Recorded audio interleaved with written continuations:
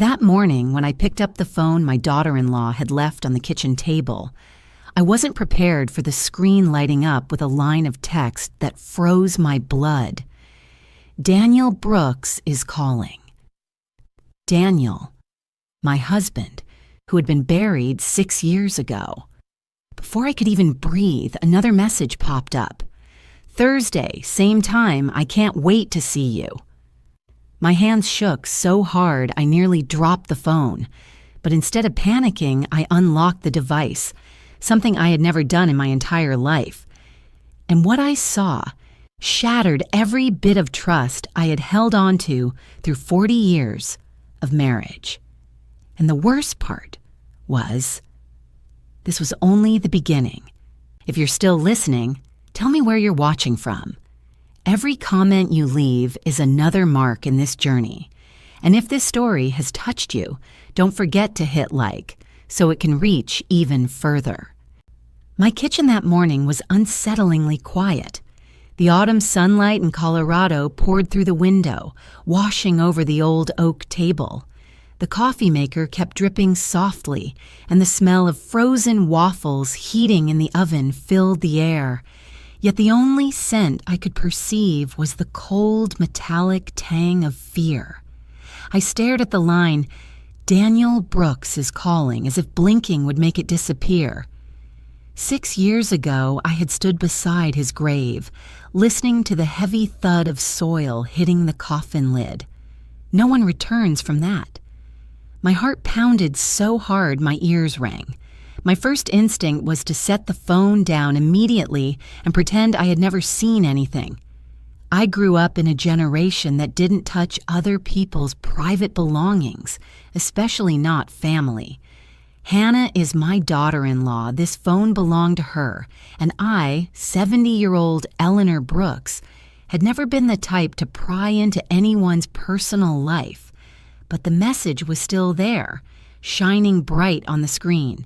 Thursday, same time, I can't wait to see you. No way, I whispered, my voice cracking. Daniel had died of a heart attack in his basement office. I could still remember how cold his hand felt when the paramedics covered him with the white sheet.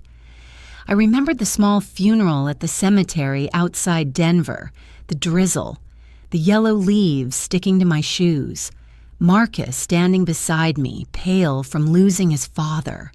All of those memories crashed back, colliding violently with the absurd text on Hannah's phone screen. I took a deep breath, trying to steady my hands.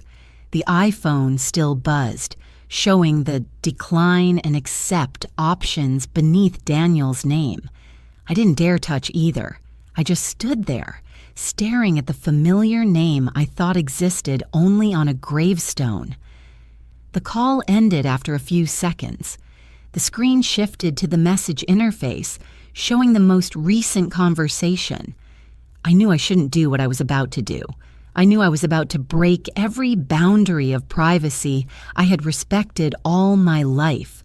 But something stronger, part wife's instinct, part mother's intuition, pushed me forward. I pressed the home button. The screen lit up, asking for a passcode. 4 digits. Ben's birthday.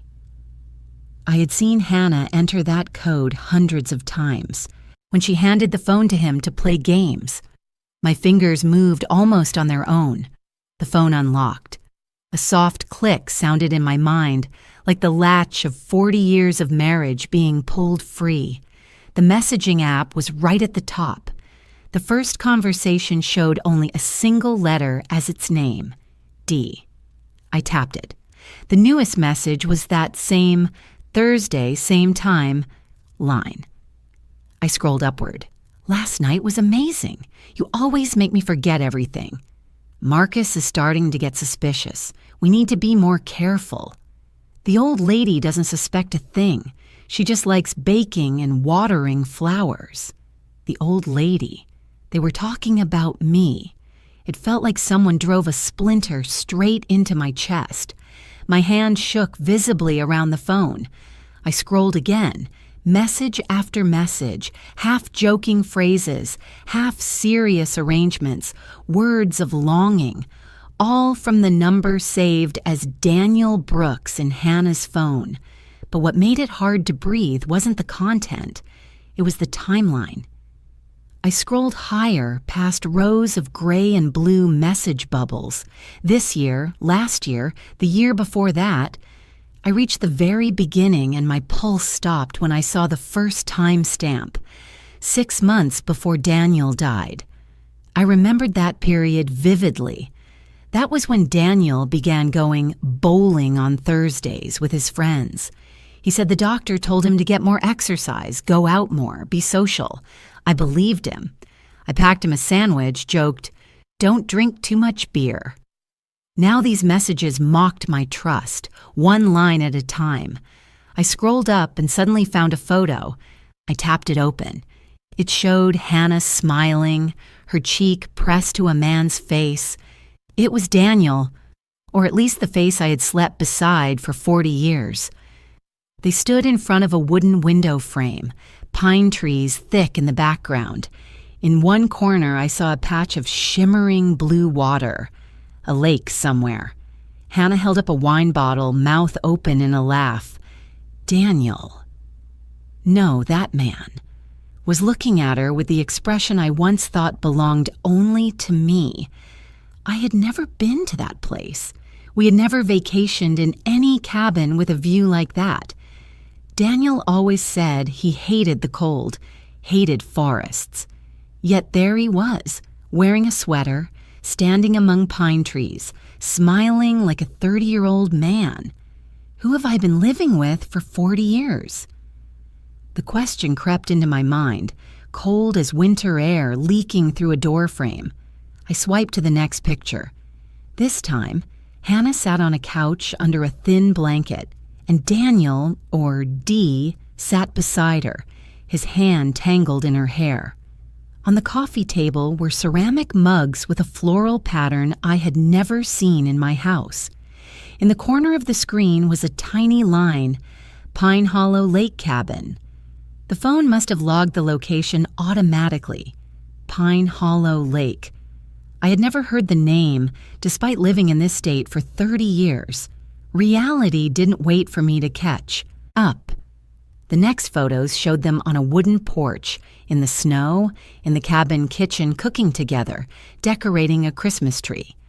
A parallel life I knew nothing about. Each image sliced through my memory, ripping apart every story Daniel had ever told me about another long meeting, poker night with the guys, snowstorm made me late. It's just because she doesn't get me like you do, one message from Hannah said as I scrolled further. She lives in her own little world. Apple pie, church, rose garden. I'm tired of pretending, Dee replied. I saw myself in those words. Apple pies, church, rose garden. I had thought those were the things holding my family together. To them, they were the punchline of a private joke.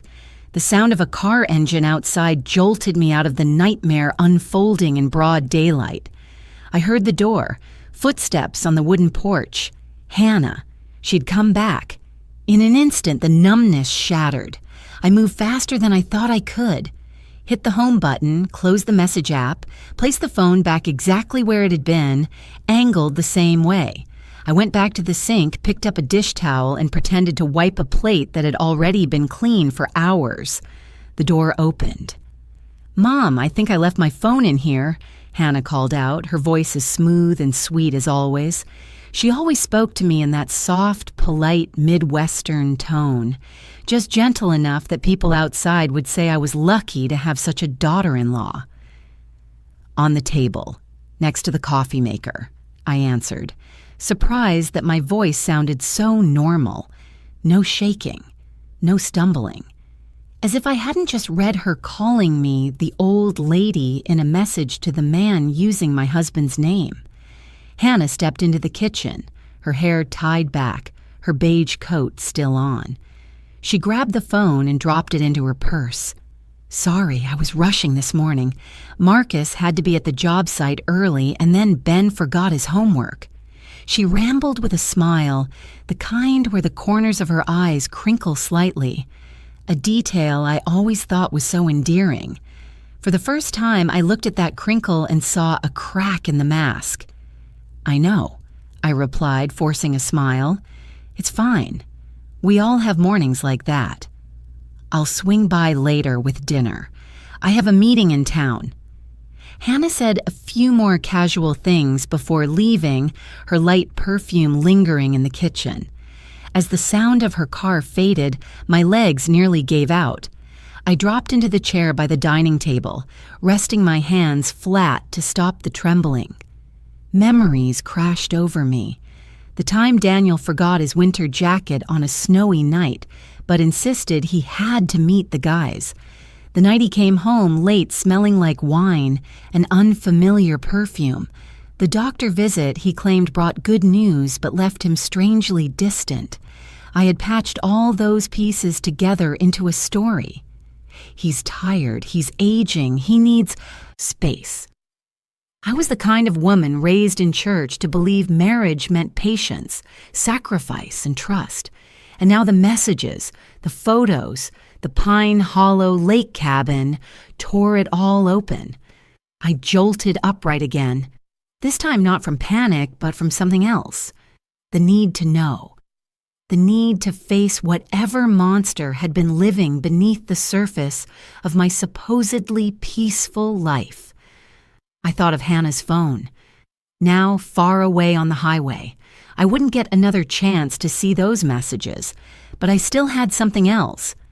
I sat back down, closed my eyes, and forced myself to recall the cabin photo. In the top right corner, a little eye icon.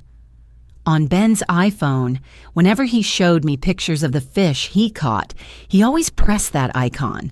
A little panel popped up showing the location, sometimes even a map. I opened my laptop on the counter, moved the old mouse aside, and typed slowly, Pine Hollow Lake Cabin. Plus my state's name. Dozens of results appeared. Resorts, rental cabins, travel blogs. But among all the colorful ads, one listing made my stomach drop. Pine Hollow Lake, County Road 27, Cedar Ridge County. Cedar Ridge, only a 40-minute drive from our ranch. I stared at the screen for a long time. It felt like looking at a door I knew would destroy everything behind me if I opened it, yet leaving it closed would destroy me just the same.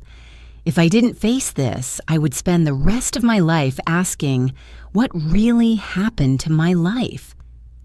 In the window's reflection, I saw a silver-haired woman, shoulders slightly hunched, wearing an old apron. For 40 years, I had been the wife in the kitchen, the mother behind the scenes, the grandmother with cookies ready every afternoon. No one had ever taught me what to do when a dead husband rang my daughter-in-law's phone. But one thing was clear. I would not let Marcus learn this from someone else.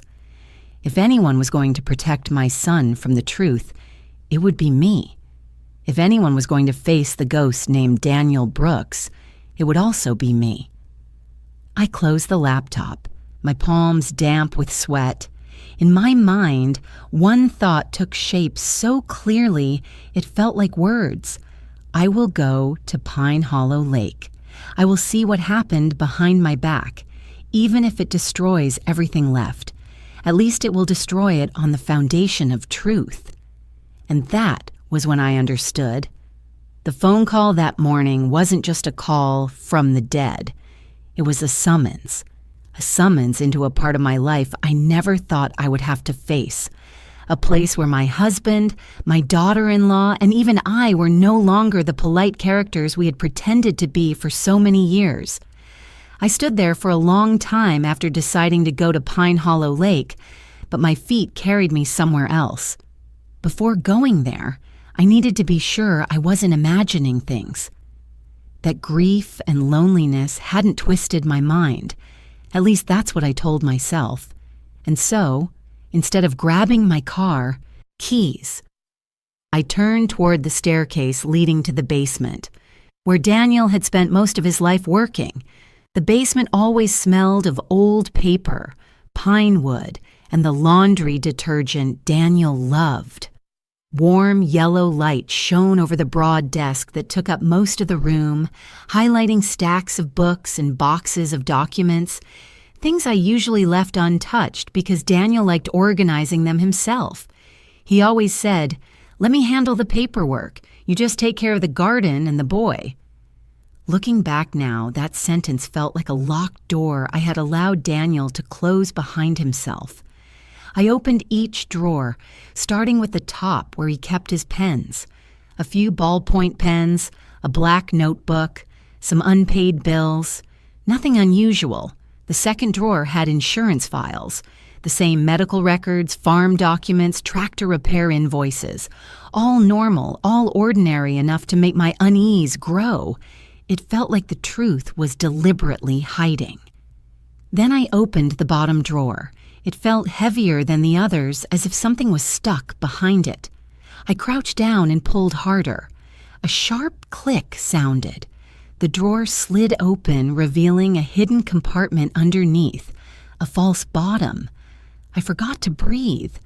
Inside was a bundle of envelopes tied with twine, several kitchen receipts that didn't match our household expenses, and a stack of papers that looked strange. Some pages bore Daniel's name, others had only signatures with no identifying information. There were receipts from stores I'd never heard of in towns Daniel claimed he never had a reason to visit. When I pulled the papers out, something heavy fell onto the tile floor. I bent down to pick it up.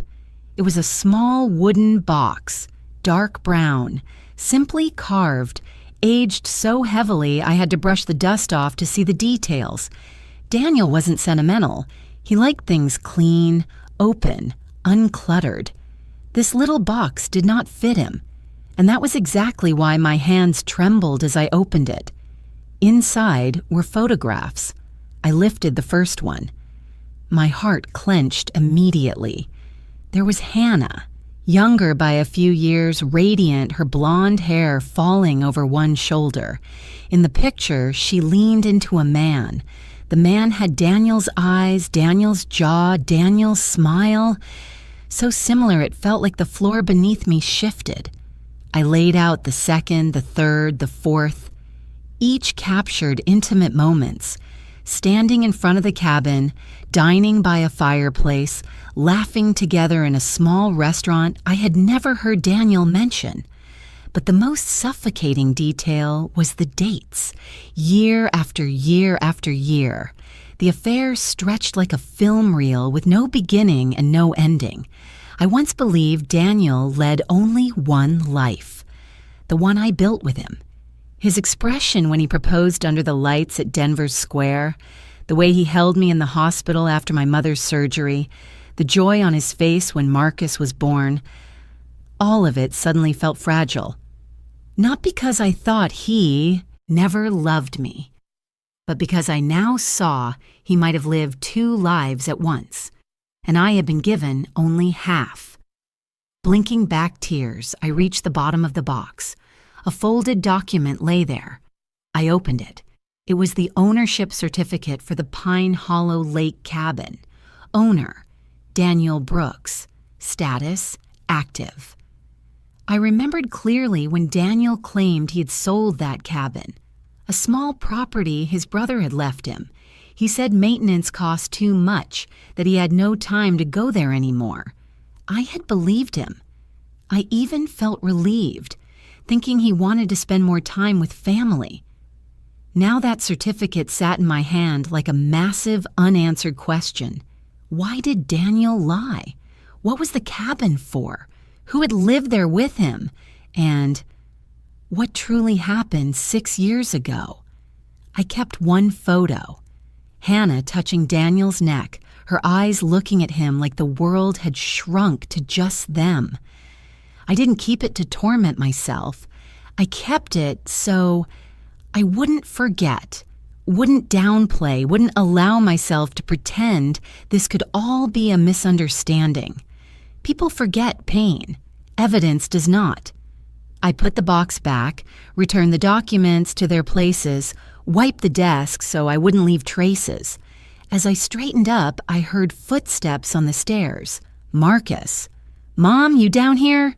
His voice was low, tired, the voice of a man carrying his family on his back. My heart jolted so hard I had to press a hand against my chest. "Yes, honey. I was just looking for some old tax papers. I think I misplaced them somewhere." Marcus stepped into the room and glanced at Daniel's desk. He had no idea that right beneath his hand was a secret capable of destroying every memory he had of his father. "Did you find it yet, Mom? Let me look for it." He reached toward the bottom drawer.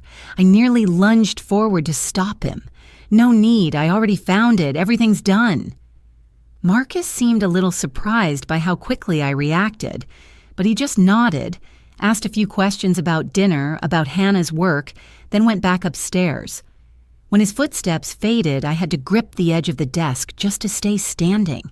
My fear wasn't only for what Daniel had done, but for what might happen if Marcus learned this truth in the cruelest way possible. When I looked back around Daniel's room, everything suddenly changed. The chair he used when writing letters, the leather jacket he hung behind the door, the Colorado map marked with his favorite fishing spots. All of it had become props in a play I didn't know I'd been watching. And then a thought, light as a breath but sharp as a blade, cut across my mind. Hannah knew this room better than I thought. The marks on the drawer, the way the papers were arranged, the carelessness of leaving photo metadata exposed. All of it made me certain she had been in here more than once. I didn't know what Hannah and Daniel had shared with each other, but they had clearly shared far more than I ever knew. I looked at the wall clock. The minute hand had just passed the 6. It was barely near 10 a.m. If I left right now, I could reach Pine Hollow Lake before noon. There was no reason to hesitate. No answers were left in this house. I took a long breath, walked quickly up the stairs, grabbed my car keys, and pulled on a warm coat. When I opened the front door, a blast of cold wind rushed in, carrying the faint scent of young pine. Winter in Colorado always arrived sooner than expected, just like the truth I was about to face. I would go to that cabin, alone. Whatever waited for me there, at least I would no longer be living in the dark. I drove out of town, leaving behind the familiar streets leading to the church, the small grocery and the bakery I had gone to for 30 years. The farther I went, the more the landscape changed. Thick lines of pine trees, deep green crowns pressed together along the hillsides, the ground covered with a soft carpet of fallen leaves. The road to Pine Hollow Lake wound through the forest, narrow enough that 2 cars passing each other would struggle.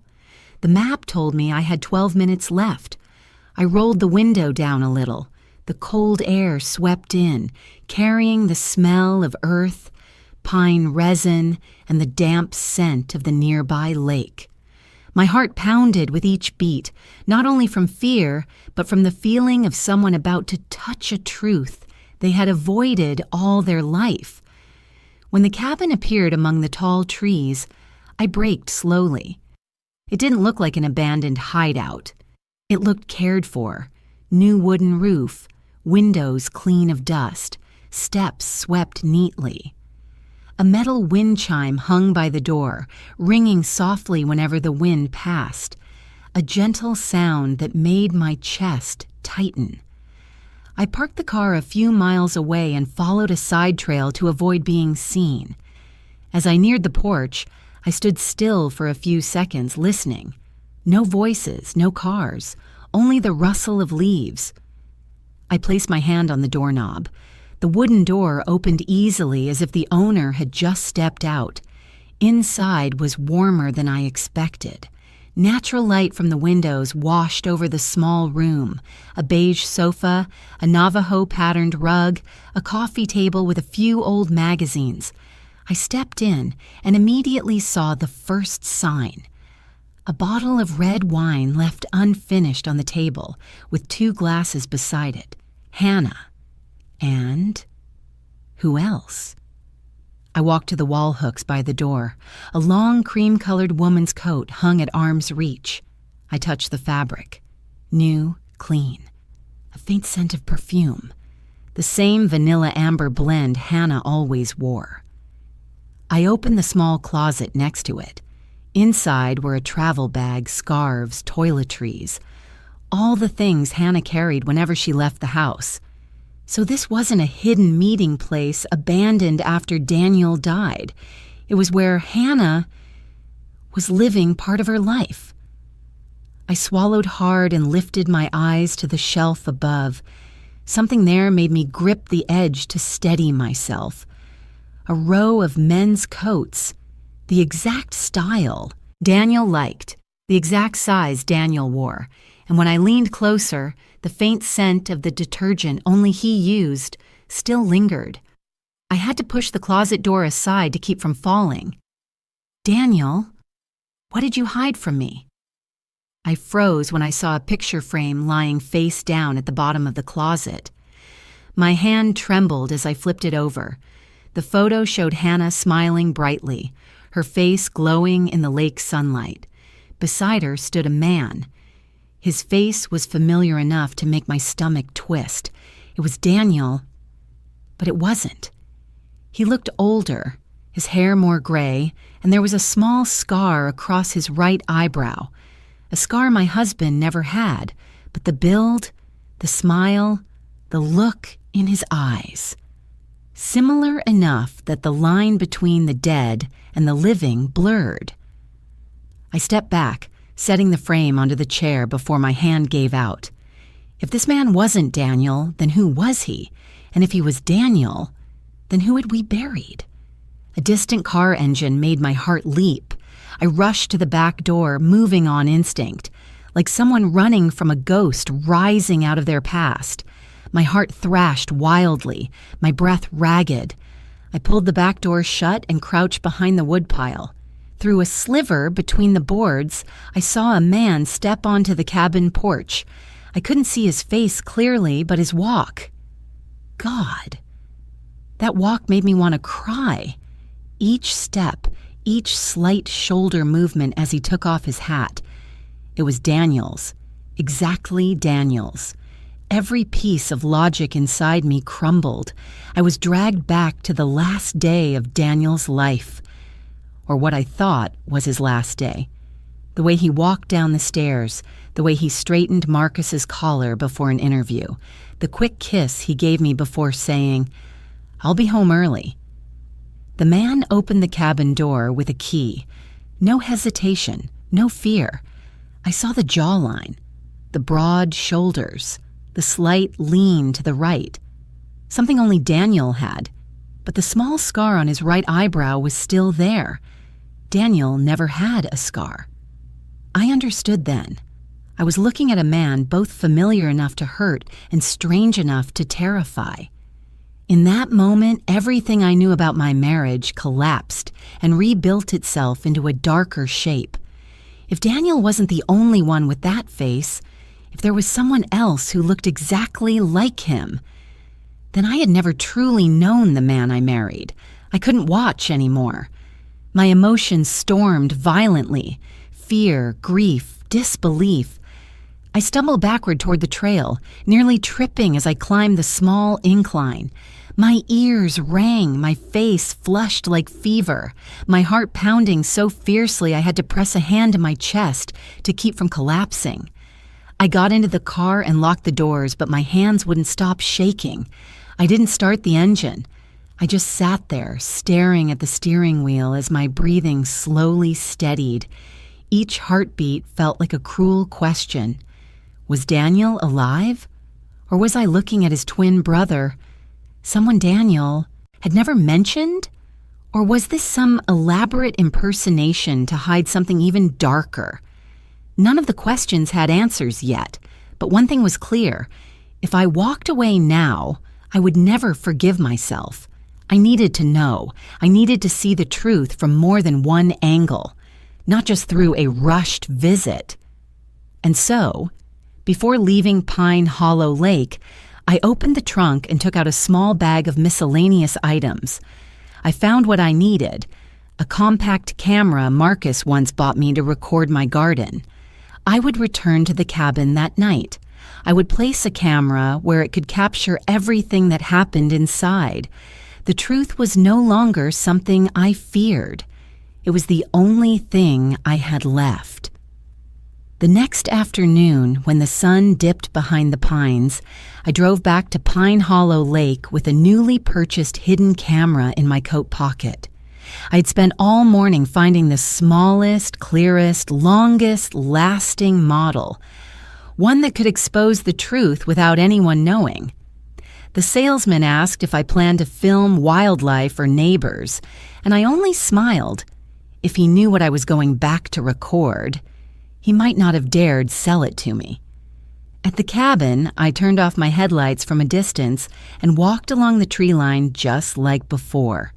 But this time, I wasn't trembling like prey being hunted.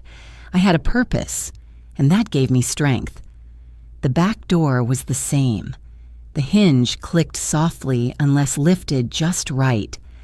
I stepped inside, taking a steadying breath to push past the warm scent of wood and lingering human presence. I chose a spot on the bookshelf to place the camera between two paperback novels. The angle was wide enough to capture the living room, the front door, and part of the hallway. I adjusted it a few times before snapping the camouflage cover into place. Then I connected it to my phone and checked the signal. The light blinked once, then stayed steady. Perfect. I left the cabin while a faint gold edge of sunlight still touched the treetops. As I closed the back door, my hand hesitated. A small voice whispered, "After today, your life will never be peaceful again." I shook it off and walked quickly to the car. Peace had been taken from me years ago. I just hadn't realized it yet. The camera reported movement the next morning. My phone buzzed 3 times in a row, enough to nearly spill my coffee. I opened the screen, my heart pounding like I'd sprinted a mile. The image appeared. The cabin door swung open. Hannah walked in, hair tied back, black coat carrying a small suitcase and a bouquet of fresh flowers, white chrysanthemums, the same kind Daniel used to like arranging in our living room.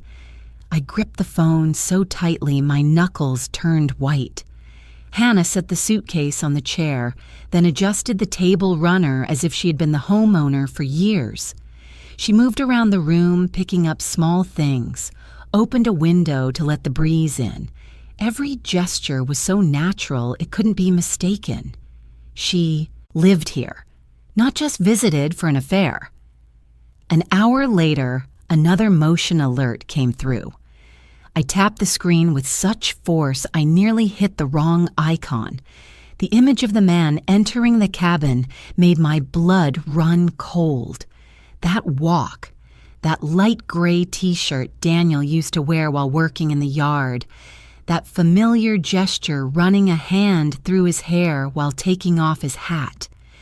Hannah ran to him, hugging him like she had found the love of her life. They kissed, deeply, passionately, the kind of passion Daniel hadn't shown me in at least 10 years. He said something. Hannah laughed, placing her hand on his chest. They stood close, familiar, effortless.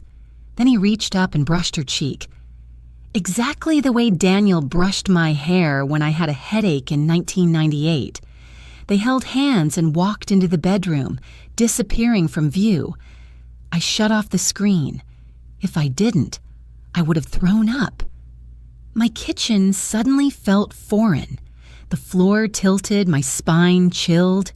I braced myself on the counter, trying to breathe, but each inhale felt knife-like. If that man wasn't Daniel, then why did he have all of Daniel's habits? And if he was Daniel, why had he chosen to live with the woman who destroyed our son's marriage? More importantly, what had he done to vanish from our lives? But no matter the answer, one thing was certain. I couldn't sit back anymore. I had to confront them. I was just about to call Hannah when my phone rang. Marcus. His voice was cheerful. "Hey, Mom, can I come for dinner tonight? I want to ask you about Dad's tax files. And, have you heard anything from Hannah? She's been acting strange." I swallowed the pain rising in my throat and answered as calmly as I could. "Sure, honey, come over. I'll make your favorite." I didn't know how to talk to my son while holding a truth that could reduce his heart to ashes. But I also knew I couldn't let Marcus fall into this nightmare before I understood everything myself. All day, even while cooking, my eyes kept drifting toward the phone. No more alerts. The cabin was quiet while I played the role of calm mother for Marcus. He talked about work, the neighbors, the little boy across the street learning to ride a bike. I nodded, smiled, asked the right questions, all while feeling like an empty shell. My mind stayed in the cabin. The shutting door, Hannah's laughter, that man's silhouette cutting into my heart with each image. I walked Marcus to the door and watched his car disappear behind the maple trees. As the gate closed, my face finally collapsed. I went upstairs, grabbed my coat, shoved my keys into my pocket. I knew what I was about to do wasn't safe, wasn't wise, but I had no other choice. If I didn't face them now, I never would.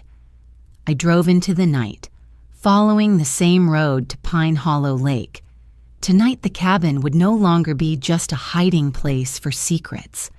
It would be the place where I forced the truth to show its face. I pulled over on the hillside, turned off the engine, and let the night swallow every sound around me. Pine Hollow Lake stretched out in the distance, a dark mirror reflecting the pale silver moonlight.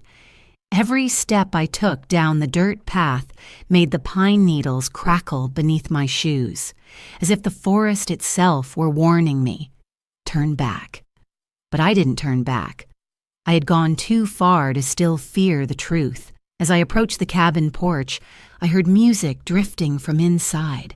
Soft, slow, deep as an old wound. Frank Sinatra. "The Way You Look Tonight." The song Daniel used to play whenever our family had dinner on the porch. The song he played the night before Marcus's wedding. The song he once said meant, "You're always the most beautiful to me, even when you're angry." Hearing that melody now made my heart clench painfully. I drew a breath, raised my hand, and knocked. 3 knocks. Not loud, but enough to tighten every muscle in my chest. The music inside stopped abruptly. Then footsteps. Slow, heavy, as if the person inside were trying to guess who stood out there. The door opened, and I saw him. It took me several seconds before I remembered how to breathe. That face, that jawline, those eyes, that familiar furrowed brow. All of it was Daniel, but also not. The man standing in front of me was older than Daniel had been at the time of his death 6 years ago. His hair was grayer, and there was a thin, sharp scar across his left eyebrow. Daniel had never had a scar there. He froze when he saw me. His eyes widened. Not the polite surprise of seeing a stranger, but the horror of someone who had just seen the ghost of his own past. "Who are you?" he asked. His voice, dear God, almost identical to Daniel's, but slightly deeper with a faint rasp Daniel never had. Before I could answer, Hannah appeared behind him. She was wearing a pale blue shirt, the exact one Daniel had worn on our 30th anniversary trip. I recognized the stitching on the cuff immediately. I was the one who'd repaired it when it frayed. Hannah saw me and her face turned bone white. "Oh my God," she gasped. She stepped back, gripping the door frame as if afraid she might fall. I stepped onto the porch, my voice calmer than I understood, as if the shock had drained me of the ability to tremble. "Looks like I'm interrupting." The man moved to stand protectively in front of Hannah, as if shielding her. That gesture made my blood heat, not from jealousy, but from sheer wrongness. What I was looking at was a replay of a life I thought had been buried 6 years ago. "Who are you?" I repeated, this time without flinching. The man swallowed, inhaled slowly. "I'm Richard Hale," he said, eyes still fixed on me. "I am Daniel's twin brother." The air around me exploded into silence, a single sentence capable of erasing 40 years of marriage. Daniel had no siblings. I answered firmly. I married him. I knew his family from top to bottom. Richard lowered his head, not arguing, not denying. "You knew what he wanted you to know. Daniel was adopted as a baby. I wasn't. We were separated at birth." I stood still, as if nailed to the wooden floor. Daniel was adopted? Daniel hid that from me? Why? Dozens of questions pounded inside my skull. Richard continued. "Daniel found me 6 years ago when he was diagnosed with a severe heart condition. He needed information about his biological family, and I was fighting a malignant blood disorder. Daniel saved me. He donated marrow. He's the reason I'm alive." Hannah was standing upright now, but her face remained ghostly pale. She looked at me, her eyes shimmering. Not with remorse, I saw that clearly, but with fear. "I know you saw the phone," Hannah said, her voice trembling, "and yes, I did have an affair with Daniel." The words cut like a knife, even though I had already known the truth. Hearing them from her mouth made the pain double. "For 6 years after he died, you still messaged him," I said coldly. "Or at least, someone using his number." Hannah glanced at Richard. Richard looked down, his hands tightening into fists. I stepped into the cabin without being invited, my anger far past the point of politeness.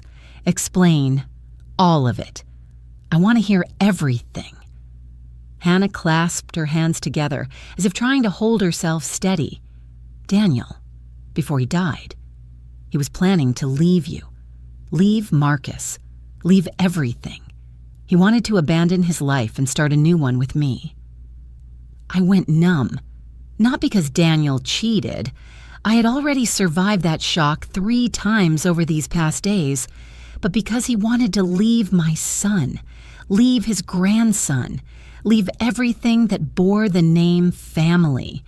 Richard added, as if wanting to clarify every broken layer. Daniel planned to fake his death.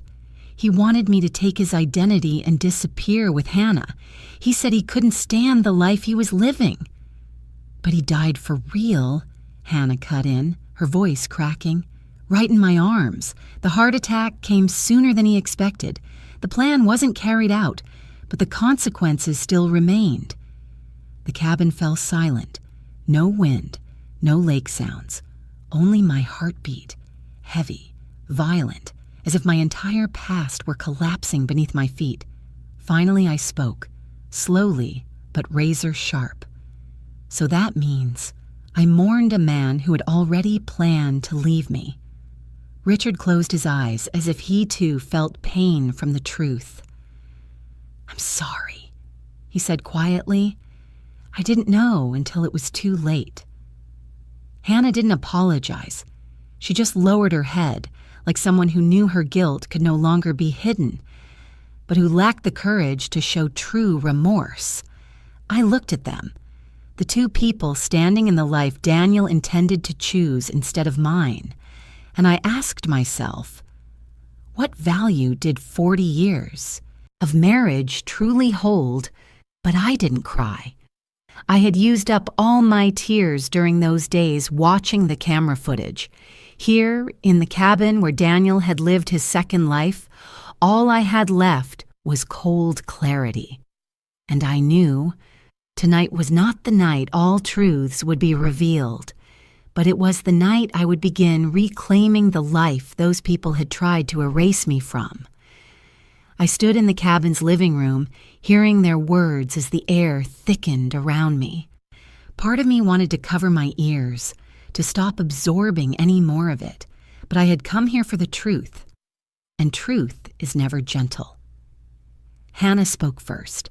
Her voice was small but steady, as if she had finally set down the boulder crushing her chest.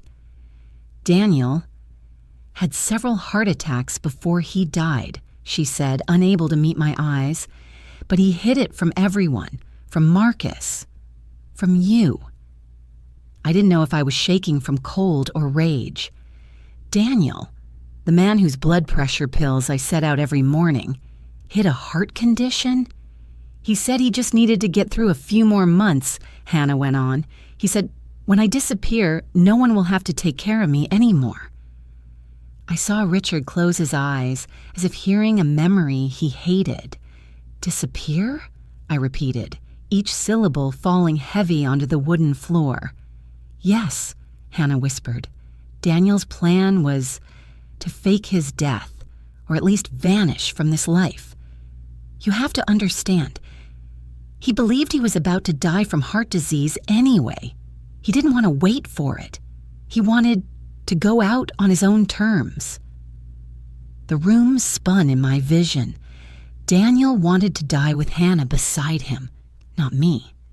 But Hannah kept talking, compelled by a force I couldn't understand. Maybe guilt, maybe fear. That day, he had worse symptoms. We were discussing the details, timing, method, transferring the insurance money to Richard. And then he collapsed. Hannah brought her hand to her mouth, her voice breaking. I panicked. I didn't call 911 right away. The world dropped out from under me. I had to grab the back of a chair. Richard spoke, his voice low and rough. Hannah said Daniel wanted to go quietly, that he had accepted his death, but he looked at me, his eyes painfully honest. You and I both know that doesn't justify not calling for help. You let him die, I whispered, my lips so dry it hurt to speak. You let him die. Hannah sobbed, choking on her words. I thought if I waited just a few more minutes, what Daniel wanted would become true. I was wrong. I didn't understand he still had hope to live. I turned away. I couldn't look at her another second. Then Hannah's voice softened. After Daniel died, I remembered the plan he'd mentioned about Richard receiving the life insurance and leaving with me. So I called Richard to tell him. Richard's hands tightened until his knuckles whitened. I refused. I was sick, still in treatment. And that plan, my God, what kind of morality would allow me to do that? I told Hannah not to contact me again. I looked at him, and for the first time, sensed something genuine in his tone. Hannah continued, but then Richard recovered. A strange miracle. After 2 years, he was completely healthy. Daniel always said something about the twin bond between them, that they could save each other, and it turned out to be true. Richard rubbed his forehead, exhaling heavily. After I got better, I went to see Hannah, to thank Daniel for saving me. And then we continued the relationship that had been left unfinished. No Daniel, no marrow donation, just two people who had lost too much and clung to each other to survive. I felt like I was standing inside a story that had never included me. Hannah wiped her tears and looked straight at me. We didn't want you to know, or Marcus, or little Ben. Daniel had already caused enough damage. We just wanted to start over. I let out a laugh, hollow, sharp, more brutal than anything I could have said. Start over? I repeated. After tearing my family apart from the ground up? After sleeping with my husband, then with his brother? After letting Daniel die on a wooden floor instead of calling for help? Hannah bit her lip, her face pale as ash. Richard stood still, like someone accepting judgment he couldn't escape, even though he hadn't committed the worst part of the story. I turned and walked toward the door. No one tried to stop me, maybe because they knew nothing they said could fix what they had done. The freezing night wind struck my face as I stepped off the cabin porch. In the darkness, Pine Hollow Lake lay perfectly still, a mirror reflecting the truth inside me, shattered, desolate, tangled in betrayal, regret, and an emptiness without a name. Daniel betrayed me while he was alive, and even his death was a betrayal. I walked back to my car, my chest tight as if someone were squeezing my lungs.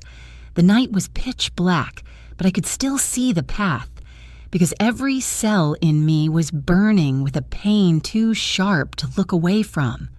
I opened the car door, sat down, and clutched the steering wheel. "Daniel," I whispered, "what did you do to us?" I didn't start the engine. I just sat there. In the quiet night, the cabin in the distance was still lit, warm yellow light, soft, peaceful to the point of cruelty. And I, the woman who had shared 40 years of life with Daniel, walked away from it with a heart so broken I no longer recognized myself. I drove home through a night that felt endless. The only thought that flickered in my mind, not Daniel, not Richard, was Hannah. Her face when she confessed. The way she dodged responsibility. The way she stood in that cabin wearing the exact shirt I had once stitched for my husband. A part of me wanted to do something truly cruel, something that would make her understand what it feels like to have your heart shattered by betrayal. I imagined slipping a bottle of strong sedatives into the Merlot Hannah always drank every night. Just a small amount, enough to knock her out, make her lose control, make her shake with fear, but not endanger her life, just so she'd know my pain could leave marks too. The thought slowed my breathing. A coldness spread from the back of my neck down my spine. I, a woman who once believed in forgiveness, was thinking about revenge. But then the images of Marcus and Ben came to me, so clear it felt like the two of them were sitting right there in the back seat. Marcus, with those eyes always waiting for me to smile. Ben, my grandson, who always wrapped his arms around my leg when he got sleepy. If I hurt Hannah, even just to scare her, everything would come back down on my own family, and those two innocent souls would bear the consequences in her place. I let my hands fall from the steering wheel and leaned my head against the seat for a long minute. No, I couldn't turn myself into someone like them, but I also couldn't let them live peacefully as if nothing had happened. A few days later, at our usual family dinner at my house, I returned with the calmest appearance I could manage. I made roasted chicken, steamed corn, and pudding, Ben's favorite. Marcus and Hannah arrived on time. When Hannah stepped into the kitchen to help me set the plates, I glanced quickly at her face. She avoided my eyes, something Marcus never noticed. During dinner, Marcus cheerfully talked about work. Ben ran circles around the table with his toy car in hand. Only Hannah was unusually quiet. Every time I opened my mouth to ask something, she jumped like someone who had brushed against an electric wire. I set my glass down and smiled as if I were just making small talk. "Are you two doing well lately, Hannah? Work, marriage, everything still going smoothly?" Marcus kept scooping corn for Ben, not noticing anything, but Hannah froze. Her eyes locked onto mine with a panic only I could see. I curled my lips, not a smile, but a warning unspoken. I know everything. That was the message I sent her with my eyes, and she understood, immediately. Her face drained of color, her lips quivered even though she tried to force a weak smile. "Yes, we're fine," she said softly, staring down at her plate like she wanted to crawl into it. My trap wasn't poison. It was the truth lying silently between us. After Marcus took Ben to bathe, I stood, wiped my hands on a towel, and said quietly, "Hannah, help me in the kitchen for a moment." She followed me, every step like she was walking into an interrogation room instead of my vanilla-scented kitchen. I turned, leaned against the counter, and looked straight at her. No yelling, no crying, no anger. That calmness made her shake more than any scream could. "I'll keep the secret," I said, each word measured and clear. "Marcus will never know. If you don't make him find out—" Hannah opened her mouth but couldn't produce a sound. I continued, "But if my son suffers one more drop of pain because of you, just one, I swear I'll expose everything. I have photos, videos, confessions. I'll let Marcus see all of it himself." Hannah stepped back, her lips trembling violently. I'll leave Marcus," she whispered. "I promise I'll leave, quietly, without hurting anyone, I swear." I looked straight into her eyes, not to judge her sincerity, but to make sure she understood I was no longer the gentle, easily wounded woman I used to be. In that moment, I felt something shift inside me. Power. Not the power to destroy someone, the power of someone who holds the truth, someone who can protect her family from the worst, someone who decides who gets to remain in this story, and who must leave it. When Hannah lowered her head, avoiding my gaze, mumbling her promise to disappear quietly, I realized that for the first time since Daniel died, I wasn't the victim anymore. I was the one holding the scale. And that feeling, painful as it was, still made me stand taller, breathe deeper, and know that the rest of my life would be guided by no one but myself. A month passed slowly, as if time itself were watching to see whether I would keep my promise.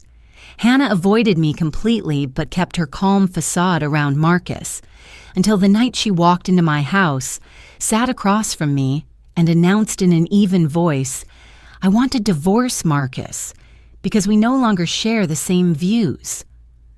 I looked at her, saying nothing, just observing.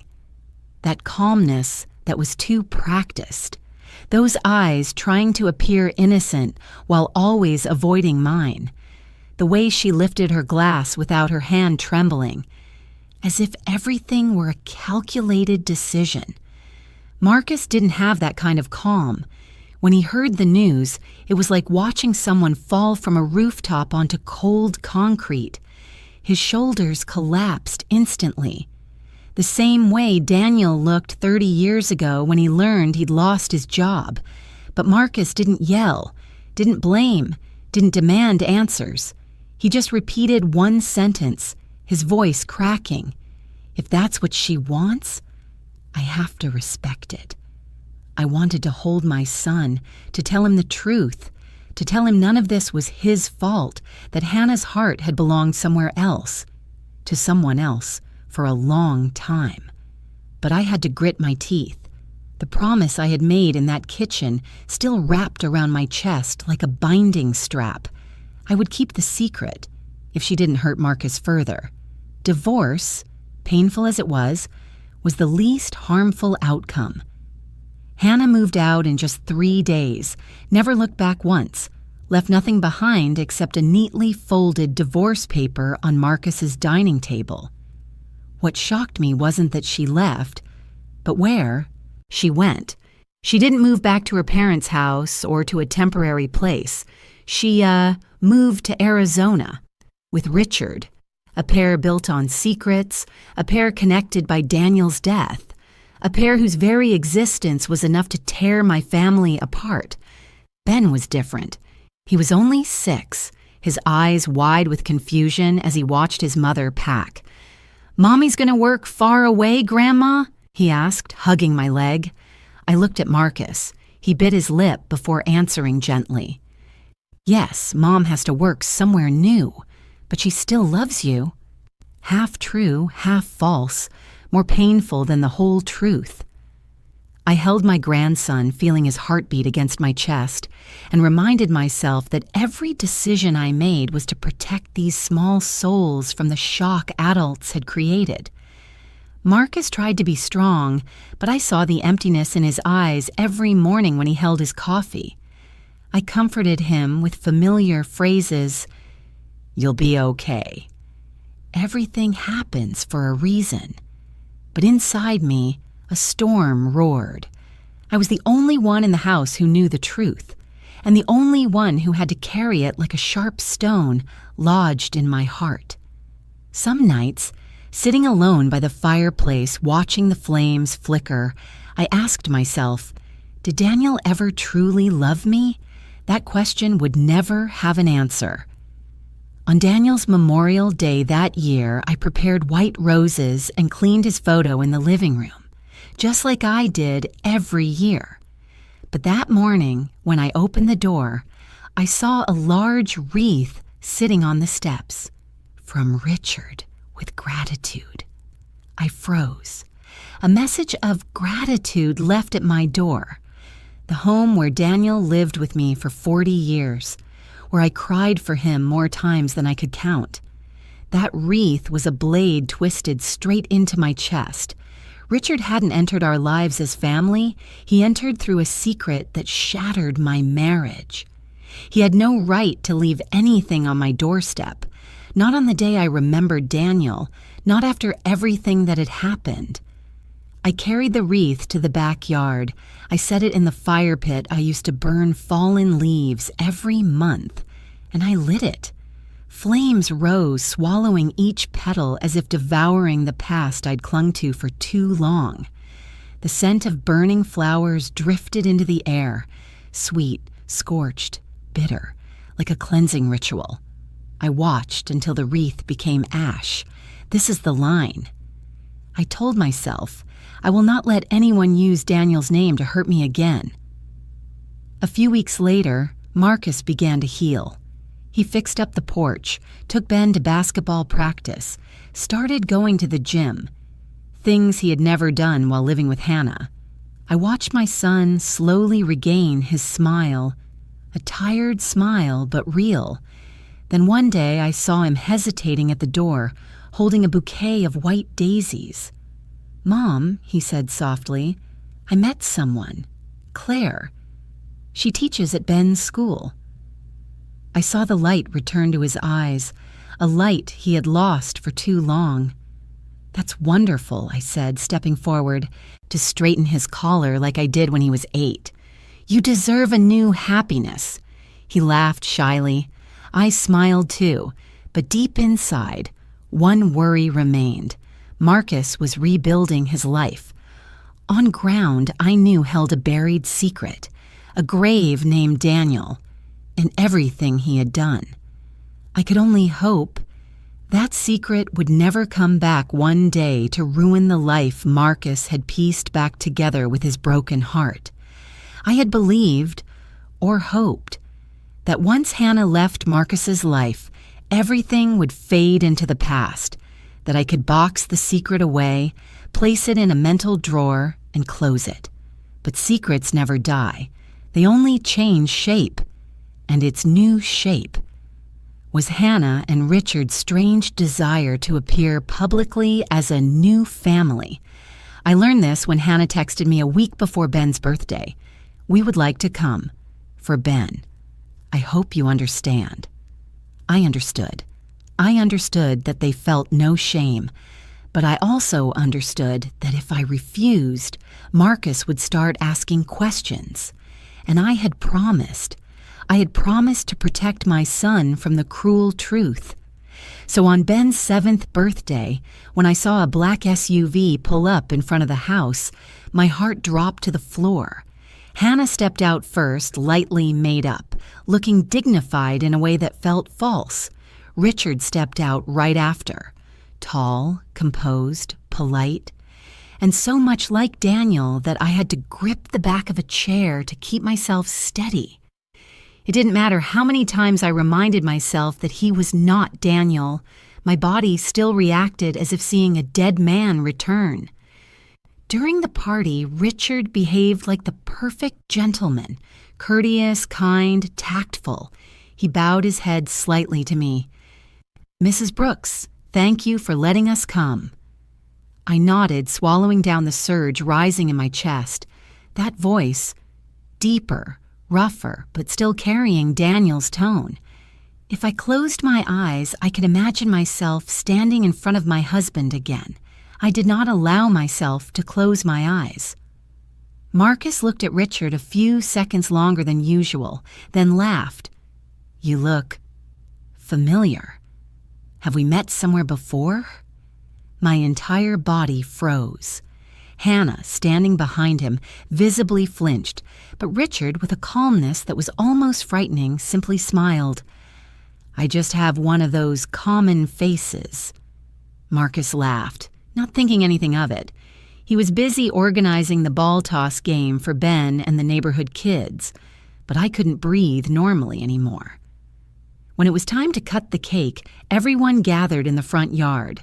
Ben ran around with his birthday hat, smiling bright like a little sun. And then, as if by instinct, he ran straight to Richard.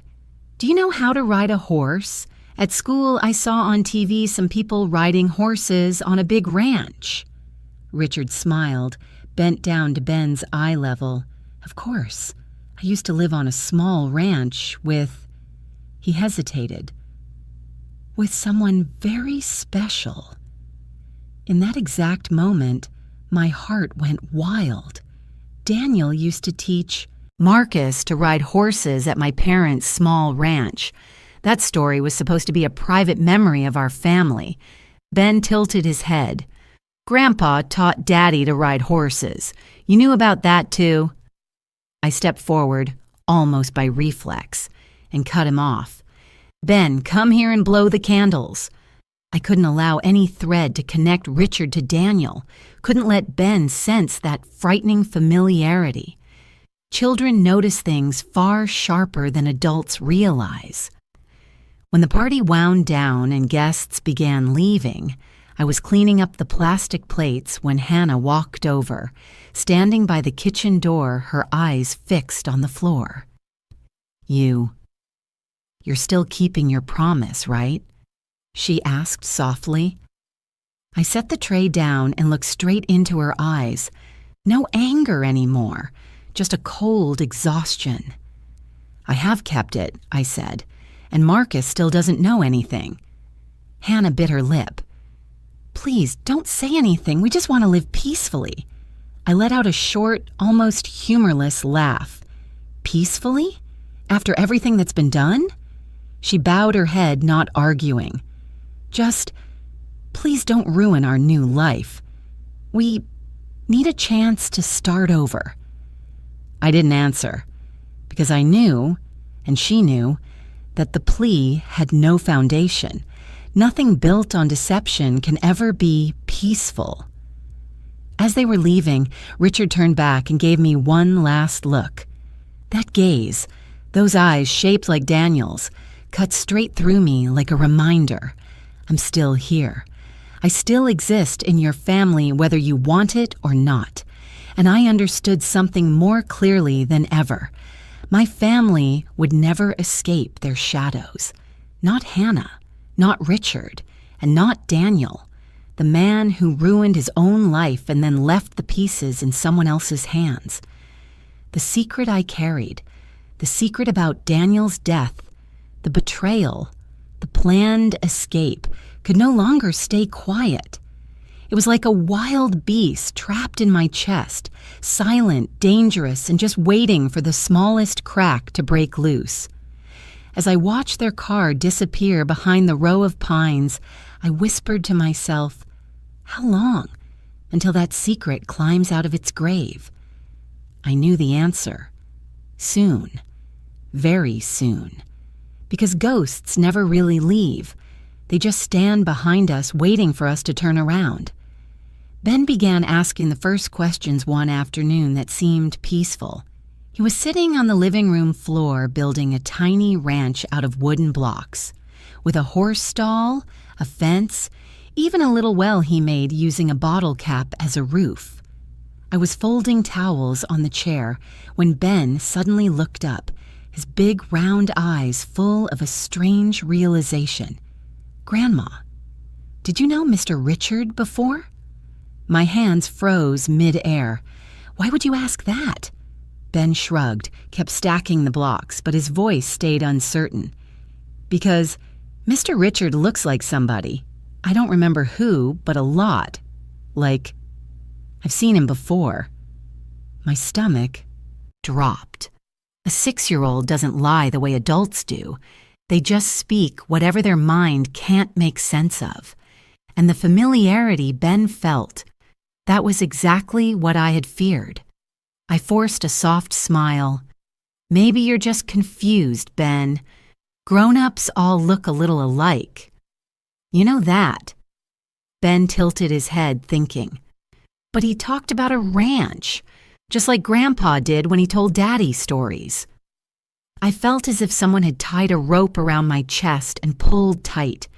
Even though I'd prepared for months, I didn't expect the day to come so quickly. The day a child started noticing pieces that didn't belong together.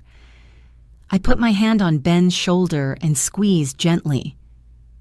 Don't worry about that, sweetheart. Grown-ups have lots of complicated things. But my words were too vague, too shaky. Children can feel fear even when they don't understand it. As soon as Ben ran out into the yard, I closed the kitchen door and called Hannah. She answered after just one ring, her voice already laced with worry. What happened? I warned you, I said bluntly. Ben is starting to ask questions about Richard. I heard her swallow hard on the other end. Richard, just needs to keep some distance. He just needs to stay low-key, that's all. But Hannah reacted instantly, her voice tightening. No, we've decided. If anyone asks, Richard is a distant relative of Daniel's. They share some similar traits, a simple, easy-to-follow story. I nearly let out a bitter laugh. Another made-up story? Another disguise? You really think that will fool a smart child? It's the only option, Hannah said, sounding cornered. We don't want Ben shocked. We don't want Marcus suspicious. Richard needs to be present in Ben's life in the least messy way. The least messy way, I repeated, my voice turning cold. The least messy way is for both of you to disappear from our lives. Hannah didn't answer. I heard her breathing hard. Finally, her voice dropped to a fragile whisper. You know that exposing this truth would destroy everything. Marcus, Ben, everything would fall apart. I closed my eyes, and in that moment I saw clearly where my limits were. The truth, even when right, could become a blade cutting straight into my family. Ben was too young. Marcus was already too wounded. I couldn't take another disaster. So I answered only with a sigh. Do whatever you want. Just don't let Ben get hurt. On the other end, Hannah's voice trembled. We'll be careful. Ben just needs time to get used to things. And later, if necessary, we'll tell him a small part of the truth. I immediately pushed back. No more half-truths, no more layers. Every new lie weighs everything down even more. But Hannah whispered, sometimes that's the only way to keep going. I hung up before I said something cruel. That evening, I sat alone on the porch, watching the streetlight glow against the patches of leftover snow from last week. The December air was crisp, carrying the scent of burning wood from the neighbor's chimney. Ben was asleep on the sofa, hugging the brown teddy bear Daniel once gave Marcus. But instead of feeling peaceful, I felt hollow enough to hear my own heartbeat. I had lived long enough to understand one thing. Nothing is more dangerous than a big secret brushed by a child's hand. Children don't fully grasp things, but they feel and they remember.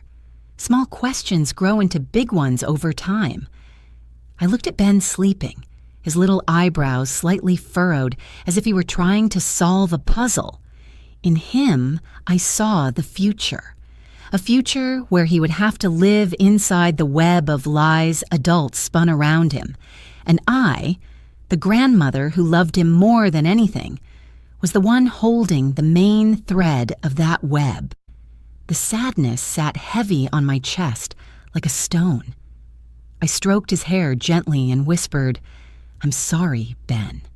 I'm trying my best to keep you out of the storm, but sometimes even I don't know where the storm is coming from anymore." Then I leaned back, staring into the thickening darkness outside the window. The secret, the one about Daniel, about his death, about the betrayal and the guilt, was no longer something I was hiding. It had become a living thing, a shadow following every step of my family. And the day Ben asked his first question, I knew the road ahead would no longer be smooth, not because I didn't want to tell the truth, but because once spoken, the truth would destroy everything good left in this family. All I could do was hope one thing, that I would be strong enough to keep everything from collapsing, at least until Ben grew up and could handle the truth we had buried for far too long. The family birthday party that year happened on an early spring afternoon, when the air still held a bit of chill, but the sunlight was warm enough for everyone to sit in the backyard. I hung little flag banners along the fence. Marcus blew up balloons, and Ben ran around with his paper hat tilted to one side. Everything looked like an ordinary family preparing for a special day. If you didn't count the fact that the two guests about to walk through that gate were the ones who destroyed my family, and the living shadow of Daniel under the name of someone else. When the SUV stopped, I inhaled so deeply my chest hurt. The door opened, and Hannah stepped out first. She was dressed more neatly than usual, a cream dress, a light jacket, the gentle look of a woman who had stabilized her life. Right after that, Richard stepped out, not hiding, not avoiding, but with the posture of a legitimate partner, his hand resting lightly on Hannah's back the same way Daniel had supported me for so many years. I heard Marcus's voice behind me. "Mom, they're here." I had to fight not to wince when I saw Marcus smiling as he greeted them. It wasn't his fault. He didn't know anything. He just saw two adults trying to behave civilly after a divorce. I wiped my hands on my apron and walked over with the most artificial smile I had ever worn in my life. "Hello, both of you. Thanks for coming." Richard nodded, trying to soften his expression, but there was still something in his presence that made it hard to breathe. Too much like Daniel. The stance, the eyes, the restrained smile. Even if I told myself 100 times that this was Richard, not Daniel, my body still reacted through memory. I had to pretend this was the first time we were meeting, as if I hadn't stood in that cabin at Pine Hollow Lake, facing him in the dark, listening to him reveal secrets that shattered my life. Ben didn't sense any of the tension. He ran to hug Hannah, then turned to Richard. "Mr. Richard, let me tell you, I got the best sticker in class today."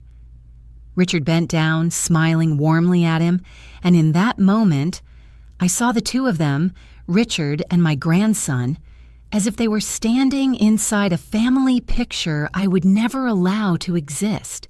I had to turn away to catch my breath. The party went on as usual.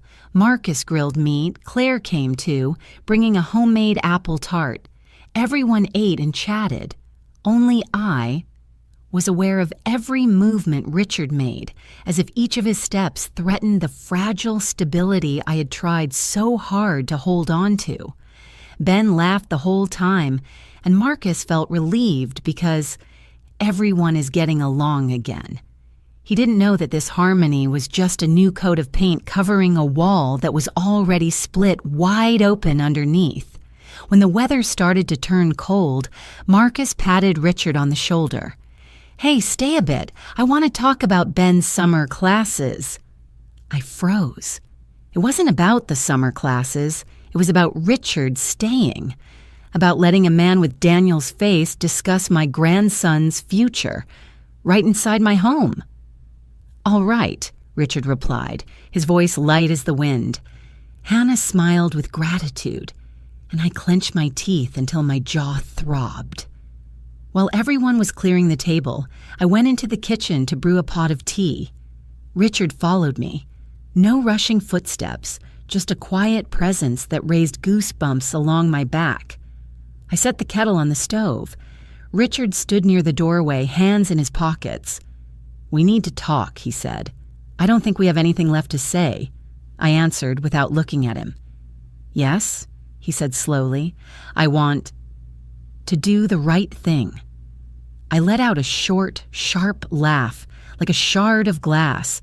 The right thing? Now? After everything that's happened? Richard fell silent for a moment. "You may not believe me, but I never meant to destroy your family. Daniel, he pulled me into this. I only followed because I owed him my life." I turned around, looking directly into the eyes I had stared into for 40 years, even though the man standing there was not my husband. "A life debt doesn't give you permission to take someone else's family," I said. "It doesn't give you permission to stand here in my kitchen and talk as if you were the one forced into this." My voice was low but sharp, like a blade slicing through every excuse he had. Richard lowered his eyes. "I know everything I say means nothing to you," he whispered. "Yes," I answered, "because you represent the thing that killed my family. Not because you wanted to, not because you meant to, but because you exist. That's all." The air grew heavy like stone. Richard stood still for a long time, as if weighing every breath. Finally, he said, "I'll stay out of your way. I promise. I'll only show up if Marcus asks, or for Ben, if it's truly necessary." I looked at him, my heart cold as winter ice. "I will protect my children and grandchildren," I said clearly, "whether the person standing in front of me is the second version of my husband or not. I will not let any secret, any face destroy their lives again."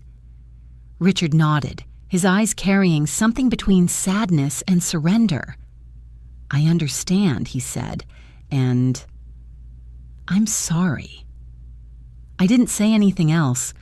I just turned away and poured the tea as if the conversation had been between two strangers.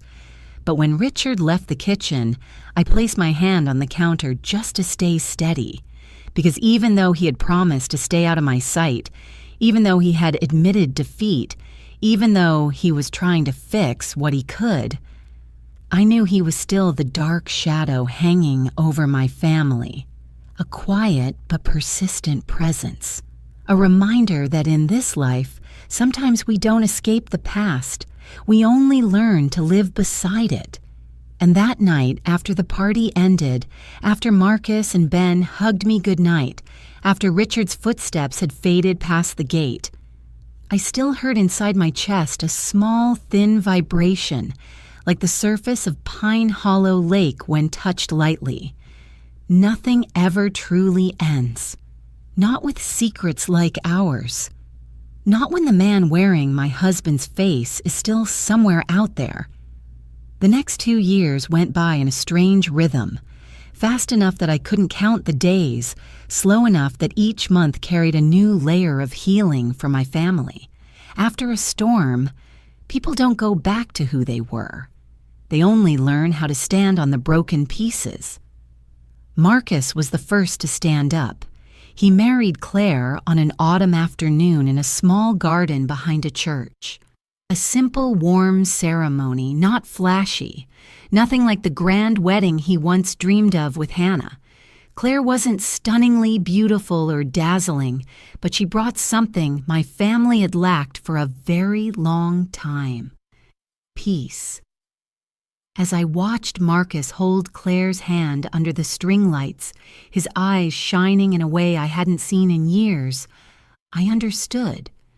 True happiness sometimes comes after pain, so deep you think you'll never recover. Ben grew faster than I could keep up.